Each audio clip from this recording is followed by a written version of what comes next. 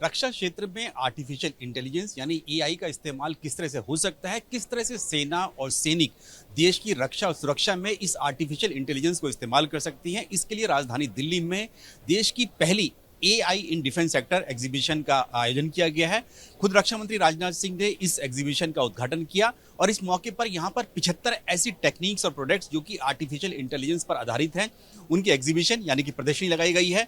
हम जब यहाँ पर पहुंचे हैं तो यहाँ पर देखते हैं कि अलग अलग स्टॉल्स पर एक ये देखिए, ये रेल माउंटेड एक रोबोट टाइप एक जो सिस्टम है दिखाई दे रहा है।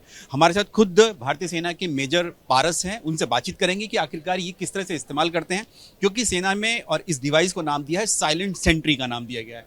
तो मेजर पारस, ये जो साइलेंट सेंट्री है ये क्या सैनिकों की जगह हमारे देश की रक्षा सुरक्षा करता है, हमारी सरहदों की? ये जो रोबोटिक सिस्टम बनाया है ये सैनिकों को रिप्लेस तो नहीं करेगा बट उसकी सहायता करेगा और उनकी पेट्रोलिंग कैपेबिलिटीज़ को और बढ़ाएगा।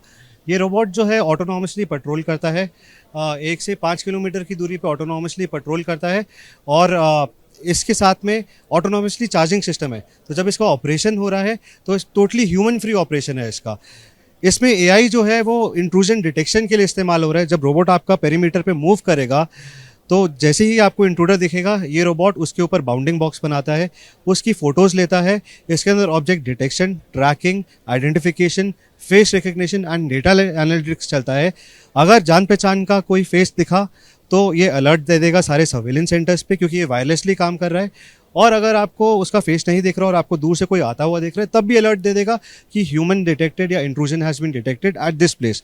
इसके अंदर जीपीएस लगा हुआ है तो जहाँ पे भी इंट्रूजन दिखेगा उस जगह के लोकेशन आपको ये हर सर्वेलेंस सेंटर में अलार्म के साथ दे देता है। तो ये जो रेल माउंटेड रोबोट है ये दरअसल हम लोग इसको मान सकते हैं जैसे एलओसी पर, जो पाकिस्तान से सटी हुई एलओसी जहाँ फेंस लगी होती है, कटीली तार लगी होती है, तो वहां पर इस तरह की एक ये लगा दिया जाएगा, इस रोबोट को लगा दिया जाएगा और ये खुद डिटेक्ट करता रहेगा कि कोई अगर वहां से घुसपैठ करने की कोशिश करता है, कोई आतंकी जैसा कि हम लोग देखते हैं एलओसी पर घुसपैठ करने की कोशिश करता है, उसको डिटेक्ट करता है। और इसका मॉनिटर यहाँ पर ये देखिए, जैसे मैं अभी दिखाई दे रहा हूँ, इसके सामने जो भी आता रहेगा उसकी तस्वीर जो है, जो सेना के अधिकारी होंगे जो कि अपने कमांड सेंटर में बैठेंगे उनको दिखाई देता रहेगा। ऐसे ही है मेजर पारस, ये डिटेक्ट करता है कि अगर कोई दुश्मन आ रहा है या आतंकी कोई आ रहा है दूसरी तरफ से।